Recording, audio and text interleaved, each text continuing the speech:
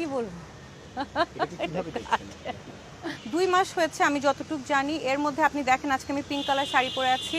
কারণ টিএসসিতে একটা প্রোগ্রাম হয়েছে বারডেম জেনারেল হসপিটালের সাথে ডাকসু কোলাবোরেট করে মেয়েদেরকে ব্রেস্ট ক্যান্সার অ্যাওয়ারনেস নিয়ে একটা প্রোগ্রাম করেছে, যেখানে হেড অফ সার্জারি ছিলেন এবং অন্যান্য প্রফেসররা ছিলেন বারডেমের।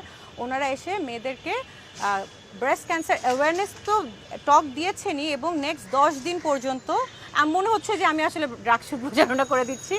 10 দিন পর্যন্ত ফ্রি সার্ভিস দিবে, ক্লিনিক্যাল চেক আপ।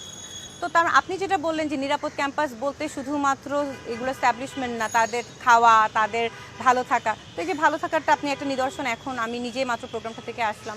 খাবারের আপনারা দেখেছেন, আপনারাই নিউজ করেন বিভিন্ন হলে হলে যে তারা খাবারের মান কীভাবে ভালো করা যায় সেটার উপরে কাজ করছে। তাহলে আসলে তো multi dimensional steps and approaches ওরা নিচ্ছে।